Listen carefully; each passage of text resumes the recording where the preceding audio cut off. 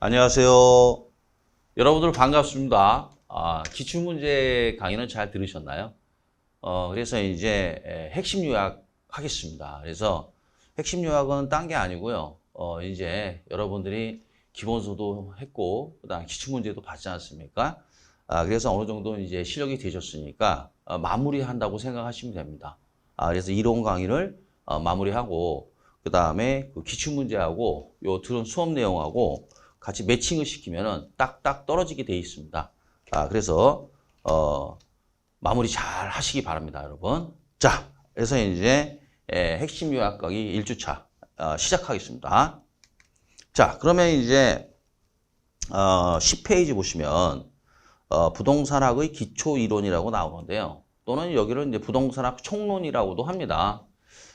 여기는 뭐 보통 몇 문제 나오냐면 3문제 정도 나옵니다, 여기서. 근데 대부분 쉽습니다. 그러니까 실수만 하지 않으면 다 마치는 데가 여기입니다. 그래서 뭐 알고 계시겠지만 다시 한번 수업을 들으시면서 그 용어의 정의를 잘 내리시기 바랍니다. 왜 그러냐면 요즘은 이제 문제 자체가 정교하게 되기 때문에 용어의 정의를 잘못 내리면 어떻게 해야 돼요? 실수합니다. 그래서 용어의 정의 잘 내리시기 바랍니다. 자, 그래서 이제 먼저 보면 이제 부동산학의 정의가 나오는데요. 이 자체는 우리 시험에 나오지 않습니다. 그래서 이제 여러분들이 그냥 가볍게 보시면 되는 데가 부동산학의 정의입니다. 그래서 기본서 강의할 때는 제가 미주알고자 다 강의했는데 핵심 요약 강의는 그냥 시험 위주로만 수업을 하니까 좀 그거 참고해 주시기 바랍니다.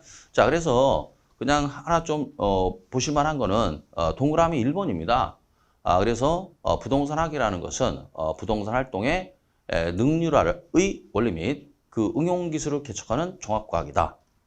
그래서 이제 부동산 활동, 그 다음에 능률화 이 두 가지 단어가 중요한 키워드가 되겠습니다. 그래서 부동산 활동을 능률화하는 그러한 학문이다. 그 다음에 이제 동그라미 2번에 보면 부동산학은 종합과학이고 응용과학이고 사회과학이다. 그래서 학문상 분류를 얘기하는 겁니다. 그래서 이제 학문의 분류상 종합과학이고 응용과학이고 사회과학이다. 그래서 이제 뭐냐면은 제가 수업을 20년 조금 넘게 했는데 늘 듣는 이야기가 있습니다. 수강생분들한테서 6과목 중에서 전부 다 법이라 외우면 될 것 같은데 부동산학계로는 너무 힘들다. 이런 말씀을 많이 하시던데 그게 참 애매하죠. 이게 이제 법이 아니고 일종의 사회과학이고 그 다음에 어떤 경제 현상을 다루는 학문입니다. 그래서 다양한 전문 용어가 들어옵니다. 그래서 아마 그게 힘들지 않았나 그런 생각이 듭니다. 자, 어찌됐건 간에 부동산학은 종합과학이고 응용과학이고 사회과학이다. 그 다음에 여기 이제 2번에 보면 법적, 경제적, 기술적 측면 이게 나오죠. 이걸 우리가 복합 개념이라 하죠. 그래서 여기 복합 개념 요 내용 그 다음에 부동산학은 부동산 활동을 이제 주로 이제 연구 대상으로 한다. 그것을 능률화시키는 학문이다. 정도 이렇게 알고 지나가시면 되겠습니다. 자, 그 다음에 이제 10페이지 보시면 자, 뭐가 나오냐? 이제 학문의 성격 나오죠. 사회학입니다, 우리는. 그래서 이제 사회학이라는 건 인간 관계의 어떤 현상 속에서 나오는 것들을 다루는 학문입니다. 그래서 사회가라는 건 인간이 구성을 하고 있는 거니까요. 그래서 이제 사회학인데, 그래서 이제 부동산 활동이라는 건 자산 시장에서 부동산을 대상으로 해서 뭐 부동산 투자자, 부동산 개발업자, 부동산을 담보 대출하는 대출자 이런 분들을 흔히를 우리가 뭐라고 그래요?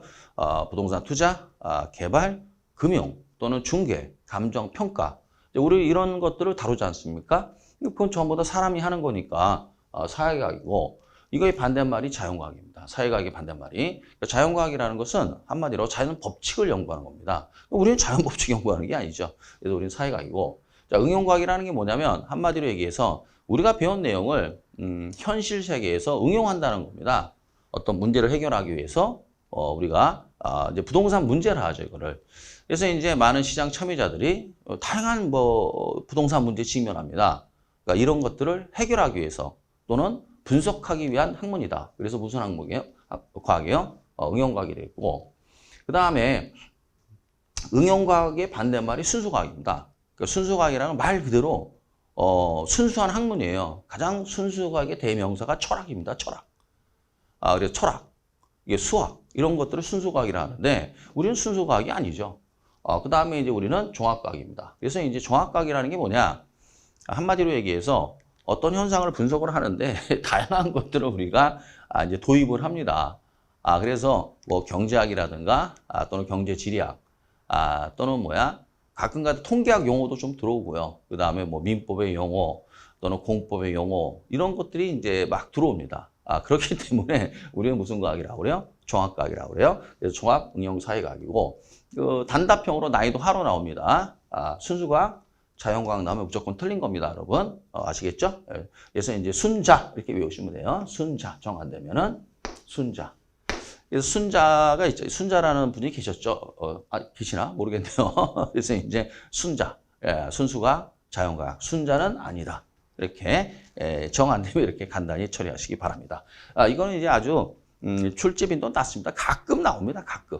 그래서 이제 혹시 모르니까 이렇게 알고 계시기 바랍니다. 자, 그 다음에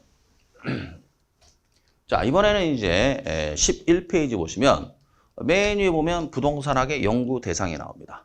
그럼 부동산학은 도대체 무엇을 연구하느냐? 부동산 활동과 부동산 현상을 연구한다라고 되어 있죠. 첫째 줄에 보시면. 그래서 우리는 부동산 활동과 부동산 현상을 연구하는 거다. 근데 주로 이제 연구하는 건 부동산 활동입니다. 그럼 부동산 활동이라는 게 뭐냐? 한마디로 이 자산 시장에서의 부동산입니다. 그 자산 시장 하면 자 보세요. 자산 시장 하면 굉장히 어려운 말 같은데 그게 아닙니다. 자, 자산 시장에 요즘 핫한 게 뭡니까? 비트코인이죠, 비트코인. 코인. 그 다음에 뭐가 있습니까? 주식이 있고. 그 다음에 뭐가 있어요? 부동산 있지 않습니까? 이렇게 크게 이제 3개의 축이 있죠. 그러면 자산 시장은 크게 3개의 시장이 있는데 코인 시장, 암호화폐 시장이죠. 그 다음에 주식 시장, 그다음에 부동산 시장이 있는데 여기서 우리는 어떻게 해야 돼요? 다 필요 없고 이거 뭐겠다 이거. 부동산에 투자해서 또는 부동산을 통해서 돈을 벌겠다 이거죠. 코인에 투자하는 이유가 뭡니까? 코인에 투자해서 돈 벌겠다 이거 아니에요. 주식도 마찬가지고. 그런 부동산 활동이라는 게 뭐냐? 이 부동산을 통해서 하나의 이게 자산이지 않습니까? 이 부동산을 통해서 돈 좀 벌어보겠다. 그럼 수많은 활동들이 있어요. 이 부동산을 통해서 먹고 사는 사람들이. 그런데 우리가 부동산학에서 다루는 부동산 활동이라는 거 이렇게 딱 정해져 요것만 이제 연구하겠다 이겁니다. 무엇으로 나누냐? 결정 분야, 결정 지어 분야, 정부 이렇게 나눕니다. 자, 그래서 그 11페이지에 양가로 5번에 보시면 나오죠. 그러니까 이것이 우리의 부동산 활동이라는 거예요. 이게 부동산 활동이고, 그러면 시장에서 이제 부동산을 사고 팔고 임대차 하고 뭐 이런 난 얘기예요. 쉽게 말하면. 그러다 보면 어떻게 돼요?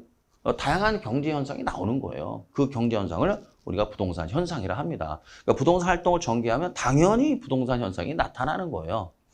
쉽게 말하면 이런 얘기예요. 밥 먹는 게 부동산 활동이에요. 먹고 사는 거니까. 그게 부동산 활동이고. 그럼 밥을 먹었으니까 화장실을 가야 되는 거 아닙니까? 그건 당연한 거 아니에요, 그거? 화장실 안 가면 그건 변비라 큰일 납니다. 그래서 이제 부동산 활동에서 먹고 사니까 당연히 화장실을 가야 되겠죠. 그래서 이 현상이 나온다 이거죠. 방귀 끼잖아요, 방귀 끼잖아요. 아무것도 안 먹었는데 방귀 낄 리가 있겠습니까? 방귀를 낀다는 건 뭐 먹었으니까 한다는 얘기 아니에요. 그런 현상이에요, 이게 현상. 그러니까 활동을 하면 자연스럽게 부동산 현상이 나오는 겁니다. 그러면 이제 부동산 현상이 요즘에 가장 핫한 게 뭐예요? 전세 사기죠. 전세 사기가 가장 뭐 대표적인 현상입니다. 이게. 그래서 뭐 부동산 현상이 무엇이냐라고 묻지는 않습니다.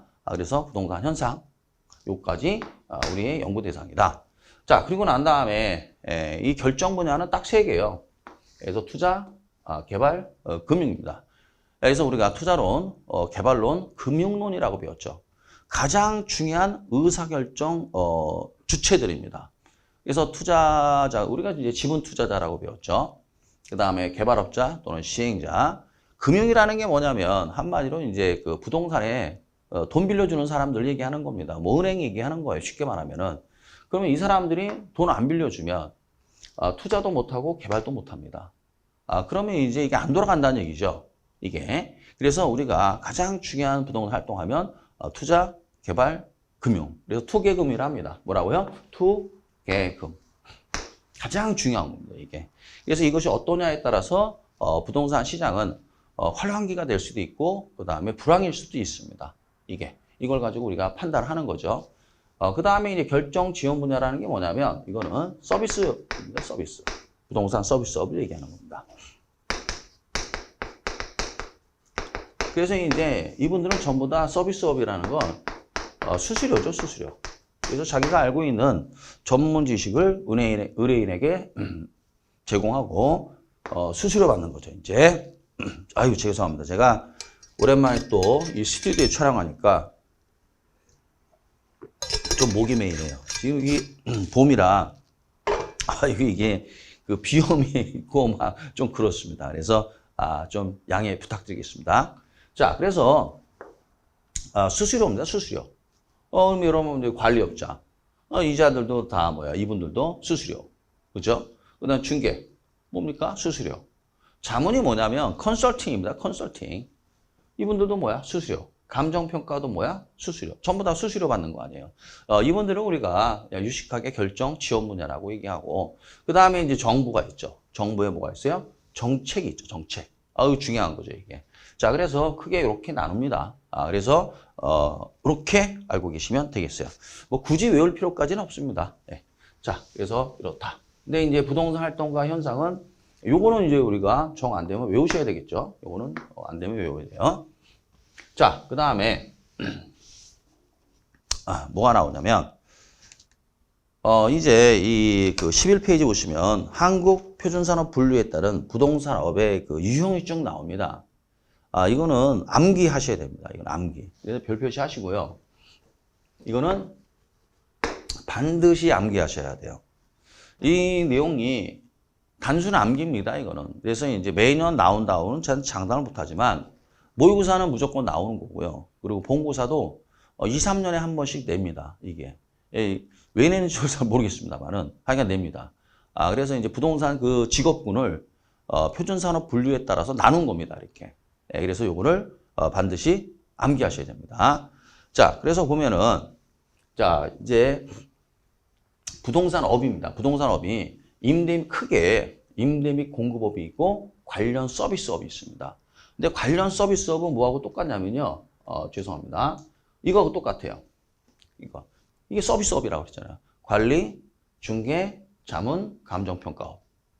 요게 뭡니까? 요게 바로 뭐가 되는 거냐? 이게 서비스업이에요. 그래서 관리, 중개, 자문, 감정평가업.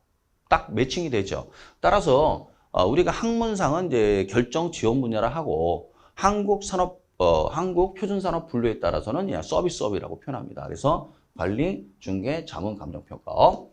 그 다음에 이제 임대 및 공급업이라고 있습니다. 임대 및 공급업. 그래서 임대업이 있고 개발 및 공급업이 있어요. 이게 무슨 말이냐? 임대업이라는 건 말 그대로 임대업자를 얘기하는 겁니다. 그 임대업자라는 게 뭐예요?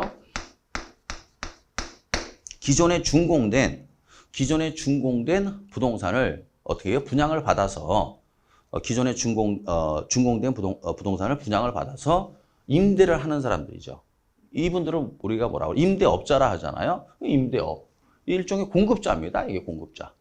근데 이거는 기존 부동산이고 신규 부동산을 공급할 수도 있잖아요. 신규 부동산. 실제로 이제 신규 부동산에 뭐냐면 사업 부지를 확보해서 거기다가 뭐 주택이 됐든 또는 상가가 됐든 또는 지식산업센터가 됐든 그런 것들을 건축한 다음에 분양하는 사람들이 있을 거 아닙니까? 그렇죠? 그 자들은 우리가 뭐라고 그래요? 이 자를 우리가 이제 시행자라 하죠. 또는 건축주라고 합니다. 이 자들을. 그렇잖아요. 시행자 또는 건축주라 하죠. 이 자들을 뭐라고 그래요? 여기서는 개발 및 공급업이라고 그래요. 개발 및 공급업. 그러니까 개발 및 공급업이라는 건 시행자나 또는 건축주 얘기하는 거고 말 그대로 임대업이라는 건 그냥 기존 부동산 임대하는 사람들, 임대업자들. 그러니까 결국 이게 공급을 의미하는 겁니다. 그러니까 따라서 부동산 공급은 두 개가 있다는 얘기예요. 하나는 기존 부동산을 공급하는 자가 있고 신규 부동산을 공급하는 자가 있죠. 그래서 기존 부동산을 공급하는 자를 임대업이라 하고 그 다음에 신규 부동산을 공급하는 자를 개발 및 공급업 이렇게 표현합니다. 정 안 되면 이렇게 하세요. 개공 하세요. 이렇게 개공. 우리가 중개사법에 보면 개업공인중개사라고 나오죠. 개공. 근데 개업공인중개사인데 성이 임씨다 이거예요. 임개공, 임씨인데 이제 뭐야? 개공이다. 뭐 이런 식으로 정 안 되면 이렇게 하시고 이거는 간단한 거죠. 이 자문이라는 건 뭐예요? 자문이라는 건 흔히 이야기하는 컨설팅 이거 얘기하는 겁니다. 알았죠? 예, 이렇게. 그래서 이제 중개업을 하게 되면 여러분들은 이제 아시겠지만은 중개업을 하게 되면 당연히 컨설팅 하는 거 아닙니까? 이렇게 머릿속에다 딱 넣고 외우셔야 되는 겁니다. 알겠습니까? 예, 그래서 이제 임대 및 공급업, 그러면 임대업, 그 다음에 개발 및 공급업, 관련 서비스업 하면 뭐 하나요? 관리업, 중개, 자문, 감정평가업 이렇게 암기하셔야 됩니다. 예, 됐습니다. 자, 그리고 여기는 안 나왔네, 이게. 여기 없는, 빠졌는데, 다시 11페이지 보십시오. 자, 11페이지 보시면, 한국표준산업 분류에 보면, 중개, 자문, 감정, 평가업의 우측에 세세 분류라고 되어 있을 겁니다. 세세 분류. 여기서 빠졌는데, 이걸 다시 세세 분류를 하는 거죠. 이거를 다시 분류하면, 세세 분류라고 되어 있죠. 세세 분류 하면은, 나온 게 뭐가 나왔어요? 자, 중개 및 대리업이라고 나왔죠? 중개 및 대리업. 자, 여기서 말하는 중개라는 건 이제 부동산 중개 얘기하는 거고요. 대리업이라는 건 뭐 얘기하는 거냐면 경공매 대리하는 겁니다. 입찰 대리. 이거 얘기하는 거죠. 그래서 이제 요즘 중개업 하시는 분들이 뭐 다는 아니지만 하셔야 될 겁니다. 경쟁이 치열하기 때문에 그냥 아파트만 쳐다보고 있으면 어떻게 돼요? 문제 심각합니다, 이거. 그래서 이제 자기 주특기가 있어야 되는데 경공모의 대리업을 하시죠. 그래서 이제 이것도 여러분들 공부하셔가지고 대리업을 같이 이게 중개하고 대리업을 같이 하는 거죠, 이게. 자, 중개 및 대리업. 그 다음에 이제 자문은 어떤 자문이다? 투자 자문은 거죠. 그래서 투자 자문. 그렇죠? 자문 컨설팅인데 무슨 컨설팅? 투자. 그 다음에 감정평가. 이렇게 돼 있죠. 감정평가. 따라서 감정평가업은 중복이 되잖아요. 근데 자문업은 어떤 자문? 투자고, 중개 및 뭐가 있다? 대리업이 있다. 정도는 알고 계셔야 되는 겁니다. 자, 됐습니다. 자, 그 다음에, 이제 뭐가 나오냐. 자, 11페이지 맨 하단부에 보시면, 이제, 그 부동산학의 3대 측면에서 복합 개념이라는 게 나옵니다. 그쵸? 그러니까 이 세 가지를 우리가 무엇이라 하냐면, 이거를 무슨 개념이라고 그래요? 일단, 이거를 복합 개념이다. 이렇게 표현합니다. 그러니까 복합 개념 나오면, 기술적, 경제적, 법률적. 이렇게 해야 되겠고, 기술적은 유형이라는 게 뭐냐면요. 형태가 있다. 눈에 보인다는 얘기고, 무형이라는 건 눈에 안 보인다는 얘기죠. 그러면 이 기술적이라는 것은 그 부동산의 물리적인 조건, 그 다음에 공학적인 조건, 물리적이나 자연적이나 같은 말입니다, 이거. 그러니까 물리적인 부동산, 자연 그 자체로서의 부동산. 같은 말이에요, 이거. 그러니까 우리가, 동의어가 굉장히 많습니다. 그러니까 따라서 이건 물리적 개념의 부동산에도 맞는 말이고요. 기술적 개념의 부동산에도 맞는 말입니다, 이게. 네, 그렇기 때문에 이 법률 용어가 아닙니다. 그렇기 때문에 이게 이렇게도 쓰이고 저렇게도 쓰인다는 걸 알고 계셔야 되는 겁니다. 기술적 개념하면, 측면하면 물리적인 걸 포함하고 있기 때문에 물리적이나 뭐 기술적이나 뭐 그 소리가 그 소리라는 얘기죠. 그 다음에 공학적이라는 거 우리는 주로 이제 건축이에요,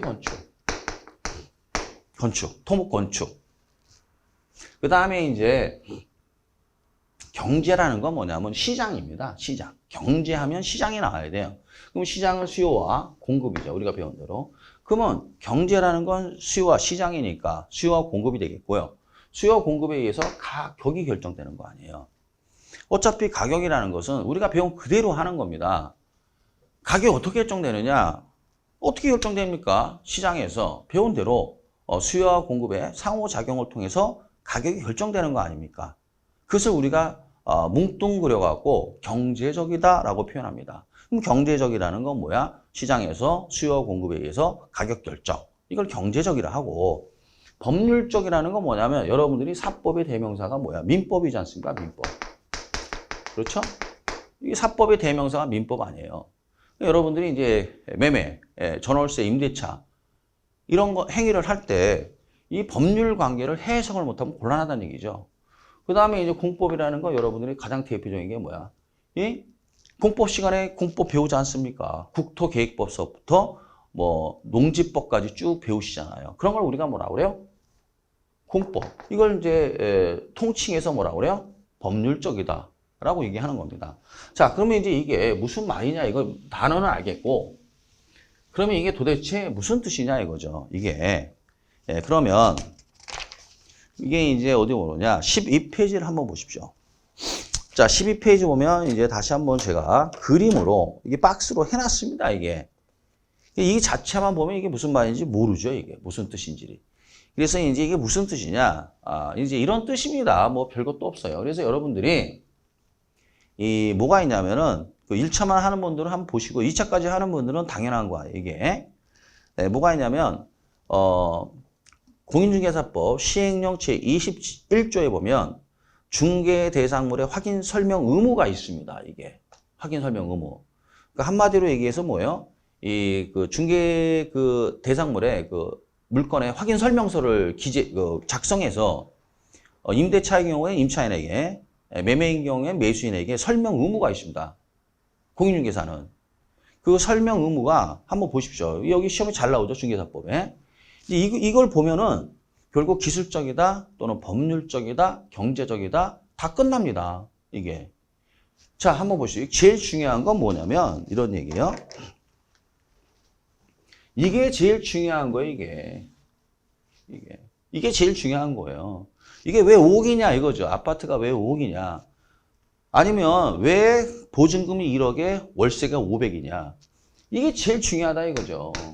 그럼 이거를 증명을 해야 된단 말이에요, 이거를. 왜 이런지를. 그러면 여기서 증명을 하는 거예요. 잘 여기 보십시오. 제일 먼저 2호에 보면 소유권, 전세권, 저당권, 지상권 및 임차권 등 중개 대상물의 권리관계에 관한 사항 나왔죠? 소유권 및 소유권 이해의 권리에 관한 사항. 왜 그러냐? 이 내용이 가격에 영향을 미치기 때문에 그렇습니다. 이건 사법적인 거죠, 이게. 그 다음에 4호에 보시면 뭐가 나왔어요? 토지 이용 계획, 공법상의 거래 유지 및 이용 제한에 관한 사항. 이거는 공법상의 이제 내용들이죠, 이게. 여기가 이제 예를 들어서 토지거래 허가 구역이냐, 또는 분상제 적용 지역이냐, 이런 것들이 이 가격에 엄청난 영향을 줍니다. 그러면 2호와 이 4호가 뭐야? 법률적 개념이라는 얘기예요. 공사법상 법률적 개념이 여기에 영향을 준단 말이죠. 그렇기 때문에 여기 나오는 겁니다. 그 다음에 이제 기술적 개념이라는 게 뭐냐? 잘 한번 보십시오. 여기 보면 쭉 가서 건축물의 용도 구조 및 건축 용도 나오잖아요. 이 건축물에 관한 사항이란 말이에요, 이거는. 용도나 구조나 이런 것들은 눈으로 확인 가능합니다, 여러분. 그 다음에 건축 용도는 이제 그거는 건축물 대장을 보면 되는 거고. 자, 여기 보세요. 5호에 보면 수도, 전기, 블라블라, 승강기, 블라블라 나오죠? 이게 가격에 영향을 주는 겁니다, 이게. 상태가 어떠냐에 따라서. 도배 상태가 나오잖아요. 눈에 보입니다. 이거 다 눈에 보이는 거예요, 이게. 그죠? 눈에 보이는 걸 뭐라고 그래요? 유형이라 하죠. 그러면 뭐 일조, 소음, 진동 이런 것들도 다 가격에 영향을 미치는 거 아닙니까? 그 다음에 8호에 보면 도로 및 교통수단. 당연히 가격에 영향을 미치는 거. 역세권이냐 아니냐가 영향을 미치는 거 아니에요. 그 다음에 9호는 이제 뭐냐면은 이거 취득세에 관련된 거거든요. 취득하면 당연히 세금을 내야 되니까 여기서 말하는 9호에서 말하는 조세라는 건 취득세 얘기하는 겁니다. 매수인에게 설명하는 거니까. 매도인에게 설명하는 게 아니라 매수인에게 설명하는 거예요. 2차 공부하신 분은 다 알아들으실 거예요. 그러니까 이거 안 외워도 돼요. 이 조세는 당연히 무슨 세금이에요? 취득세가 된다. 이렇게 되는 거예요, 이게. 양도세는 아니죠. 필요 없죠. 이게. 왜? 매도인이니까. 그거는 이제 알아서 하는 거고, 우리는 이제 중개 대상물 확인 설명서에는 이런 규정이 있단 말이죠. 그러면 이제, 야, 요 두 개는, 이 뭐야? 이 법률적 개념이고.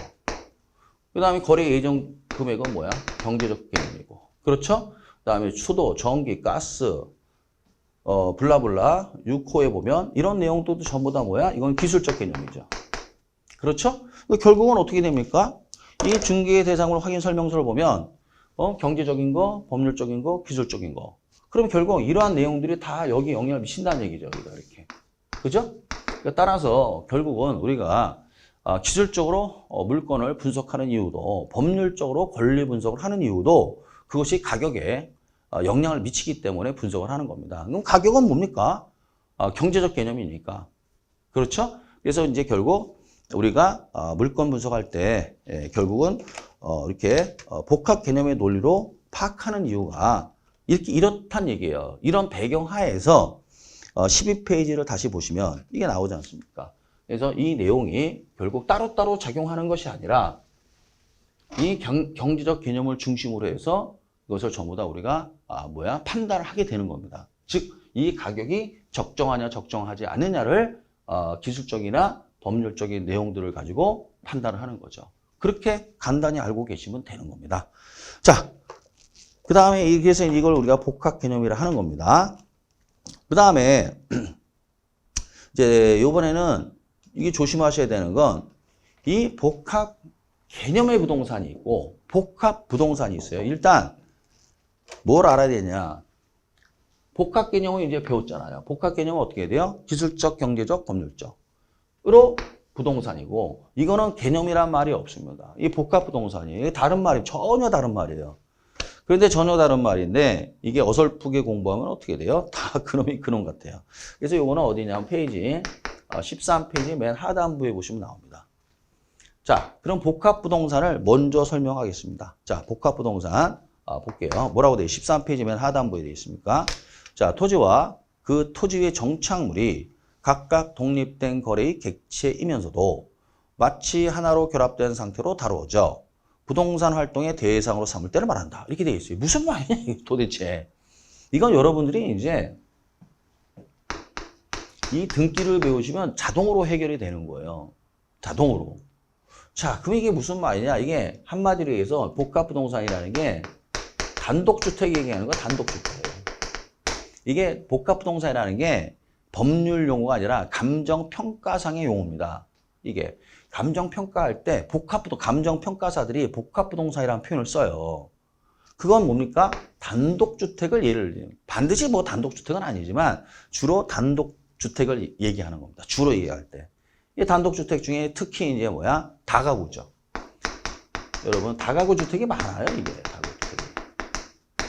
다가구가. 이게 단독이거든요, 이게. 그러면 이제 이거를 우리가 복합부동산이라고 그래요. 이게 무슨 말이냐? 이 뜻입니다. 별거 아닙니다. 자, 보면 등기, 소유권이라는 어떤 개념으로 봐야 돼요. 자, 여기 다가구 주택이 이렇게 있다, 이거예요, 이렇게. 그러면 다가구 주택은 말입니다. 결국, 이게 단독주택이기 때문에, 이 토지 소유권, 이 토지에 대한, 뭡니까? 이 등기부가 있습니다. 토지 등기부. 그 다음에 이 건축물에 대한 등기부가 있습니다. 건물 등기부. 그래서 토지 등기부와 건물 등기부가 각각 따로따로 있습니다. 이렇게. 그래서 소유자가 같을 수도 있고 다를 수도 있습니다. 여러분 민법 시간에 뭐 법정지상권 뭐 이런 거 배우셨을 거예요. 그래서 이게 같을 수도 있고 다를 수도 있습니다. 이게. 그러니까 이제 권리 분석할 때 잘해야 되겠죠. 그러면 어떻게 해요? 여기 등기부 하나 있고 여기도 등기부가 또 하나 있고. 그러니까 하나의 물건에 등기가 몇 개 있어요? 2개가 있는 겁니다. 이게 바로 뭐야? 복합부동산이에요. 그러니까 토지와 그 토지의 정착물이 각각 독립된 거래의 객체면서도 각각 거래가 될 수 있잖아요. 건축물만 거래할 수 있습니다. 이게 아주 예외적으로. 또는 건축물을 빼고 토지만 거래가 될 수도 있단 말이죠. 이렇게 따로따로 움직일 수 있단 말이죠. 매매할 때. 그런데 일반적으로 어떻게 돼? 일반적으로는 따로따로 거래하지 않죠, 이거를. 그렇죠? 일체로 이용되고 거래하지 않습니까? 그렇죠? 일체로 이용되고 거래하는 게 이게 일반적이잖아요. 이게 일반적이지. 이게 따로따로 할 수는 않잖아요, 이렇게. 그래서 이제 법률적으로는 이게 따로따로 거래의 대상이 될 수 있지만, 토지 따로, 건물 따로 어떻게 돼요? 거래의 대상이 될 수 있지만, 거래의 객체가 이면서도, 그렇죠? 일반적으로는 하나로 거래가 되죠. 단독주택이니까. 그래서 마치 하나로 결합된 상태로 다루어져. 이게 이 뜻이 되겠습니다. 그러니까 따라서 이 복합 개념하고 이 복합 부동산은 완전히 다른 말이죠, 이게. 예, 조심하시기 바랍니다. 이게 난이도 한데 이거를 섞어 놓으면은 아주 헷갈립니다, 여러분. 그 다음에 이제 복합 개념이니까 개념이 나오면 뭐가 나와야 돼요? 개념이 나오면 기술적, 경제적, 법률적 이게 나와야 되겠죠. 그러면 이제 부동산을 여기 난이도 하로 나옵니다. 난이도 하. 난이도 하로 요게 나옵니다. 이게 나오면 맞춰야 됩니다. 이거 곤란합니다. 이거. 자, 그러면은 복합 개념의 부동산 한번 모아 놔야 돼요. 일단 이 부동산 주로 이제 토지가 되겠습니다. 이 토지를 다양하게 우리가 인식을 합니다. 근데 이 인식을 하는데 이 토지는 어떻게 돼요? 자연의 일종이고 자연물의 일종이고 공간입니다. 삼천 입체 공간이고 위치로서의 성질이 있어요. 위치. 그 다음에 환경이라는 환경의 일부입니다. 토지는. 그래서 토지를 자연, 공간, 위치, 환경으로 이렇게 인식을 하게 되면 기술적 개념의 부동산이라고 표현을 하는 겁니다. 그래서 이제 자공, 위환 이렇게 외우라 했지 않습니까? 자, 그 다음에 이 토지는 생산 요소의 일종이고, 그렇죠? 그 다음에 소비재이고, 상품이고, 자산이고, 자본의 일종이에요. 이렇게 토지는. 그러면 이렇게 인식을 하게 되면 이건 경제적 개념의 부동산이라 합니다. 경제적 개념의 부동산. 그래서 이거 외우라 했죠? 생소한 상품이다. 산본에서 이렇게. 이거 나오면 이거 나오고, 이거 나오면 이게 나와야 돼. 이렇게. 이거 암기죠? 이게. 그냥 암기하십시오, 여러분. 이렇게. 이거는 방법 없이. 그 다음에 법률적 개념의 부동산은, 자, 협의, 좁은 뜻의 부동산과 중부동산, 이 두 개를 합쳐서 이걸 광의의 부동산, 넓은 뜻의 부동산이라 하죠. 그러니까 여기 이 중에서 제일 중요한 건 이겁니다. 시험이 제일 잘 나오는 게 이거예요. 요거는 이제, 뭡니까? 여기 뒷부분에 다시 해놨습니다. 왜? 너무 중요하기 때문에 제가 뒷부분에 해놨습니다.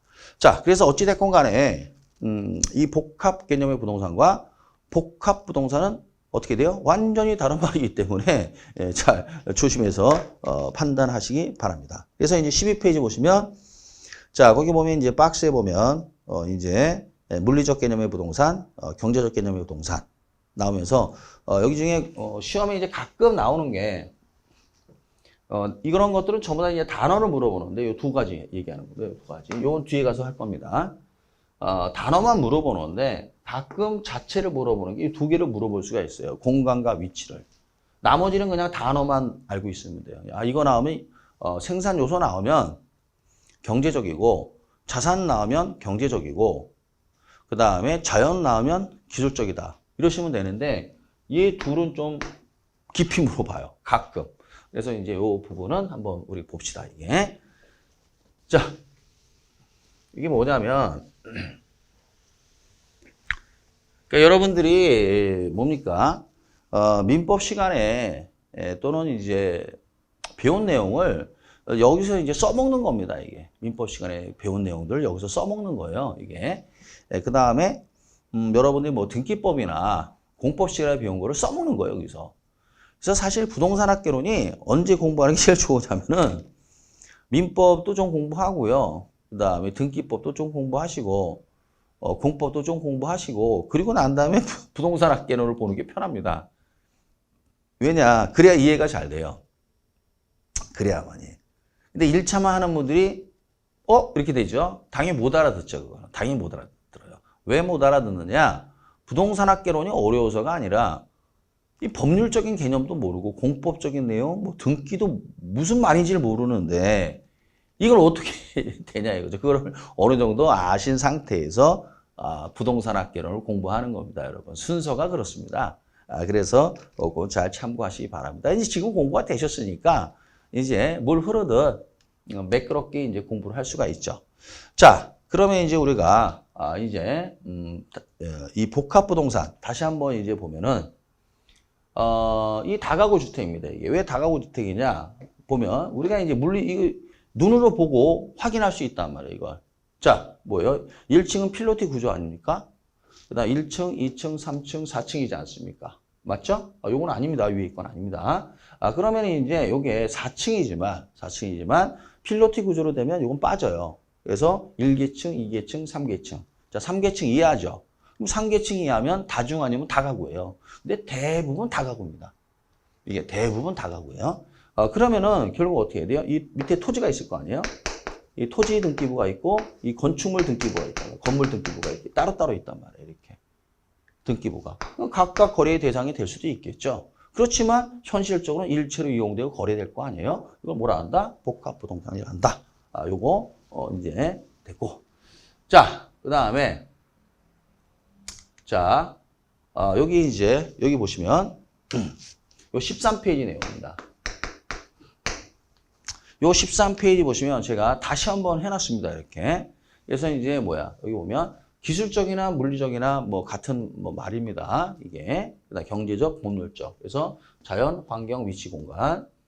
그다음에 경제적에 보면 어떻게 해야 돼요? 이게 여기가 오타입니다. 자연이 아니라 이거 자산입니다. 이 오타입니다. 아우 죄송합니다, 여러분. 오타입니다.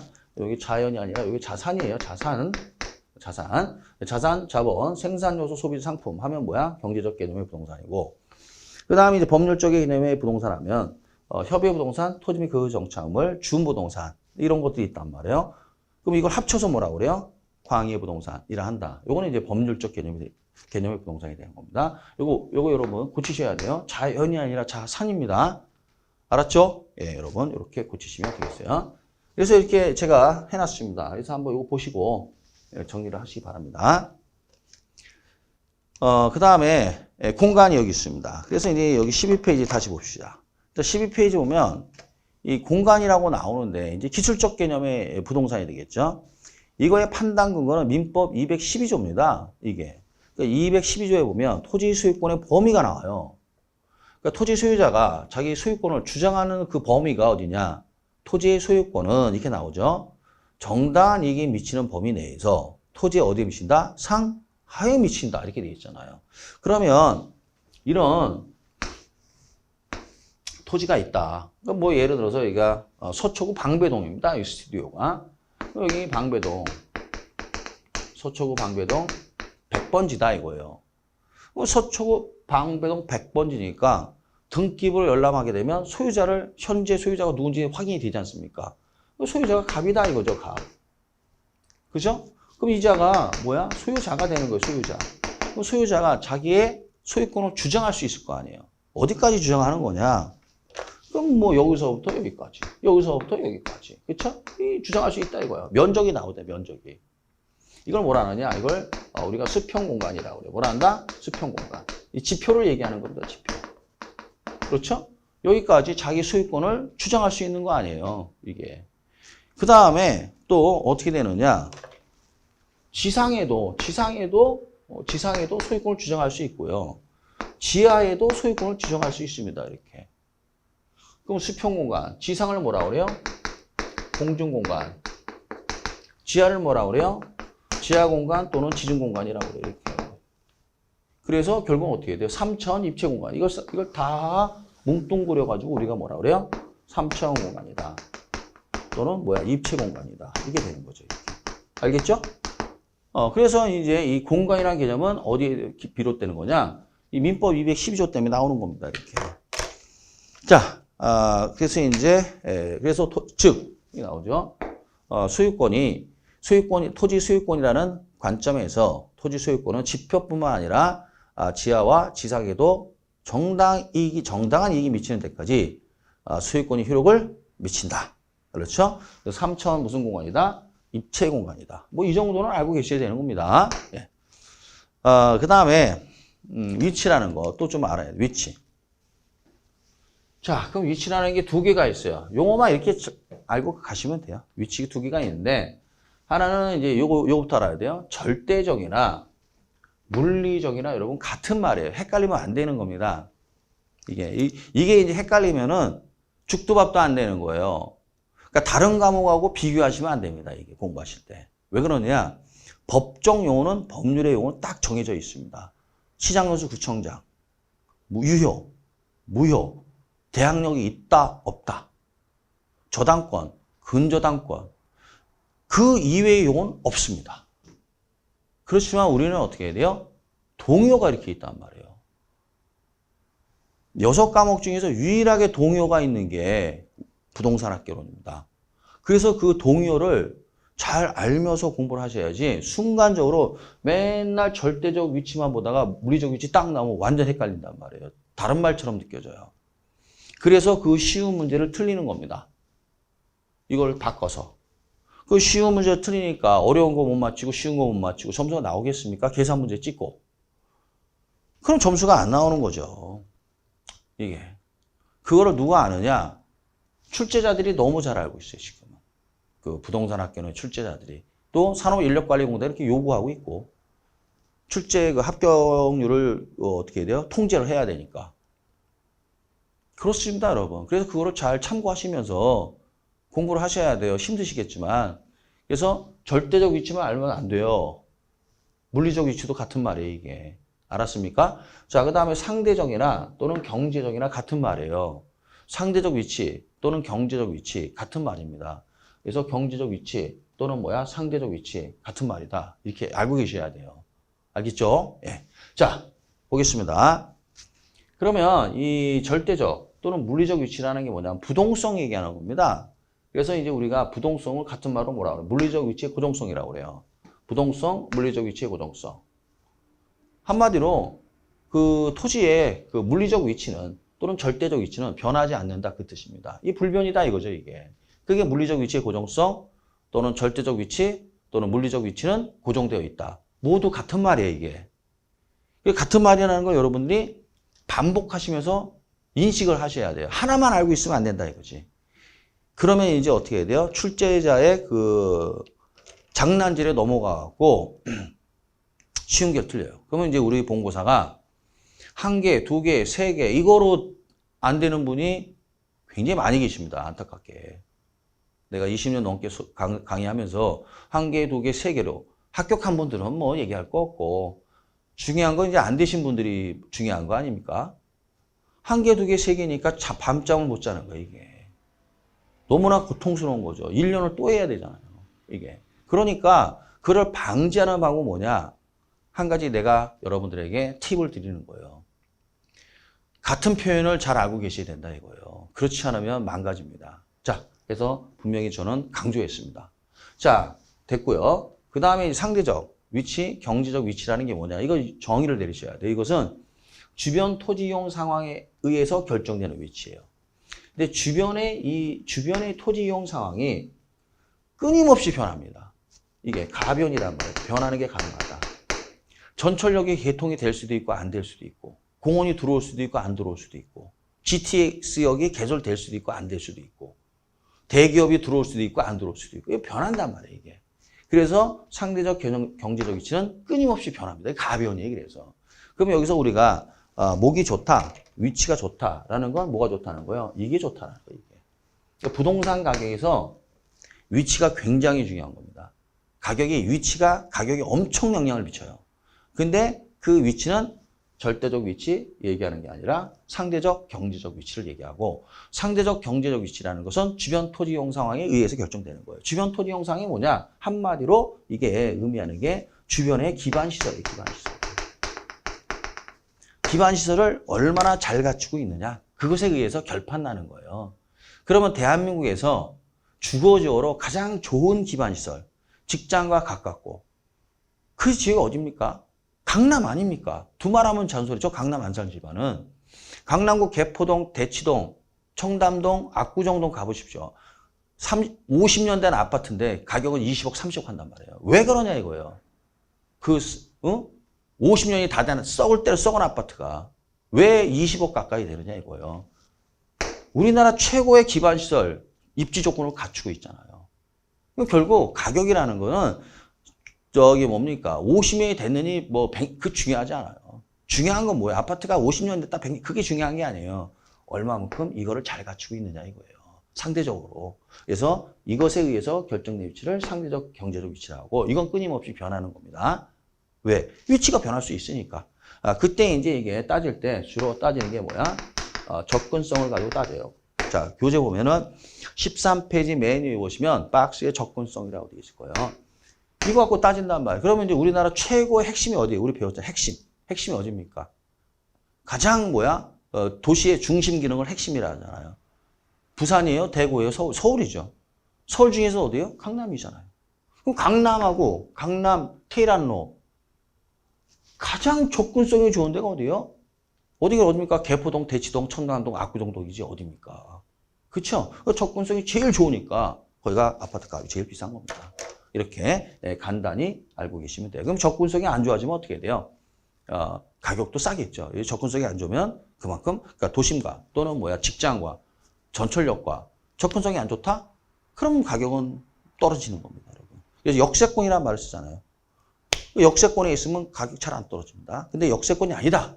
그러면 가격은 떨어질 수도 있겠죠. 그래서 이 상대적 경제적 위치는 접근성에 의해서 결정된다. 그럼 맞다 하시면 되겠습니다. 자, 이렇게 간단히 하시면 되겠습니다. 자, 그래서 제가 어디까지 설명했냐? 복합부동산까지 설명했네요. 자, 잠시 쉬었다가 또 진도 나가도록 하겠습니다.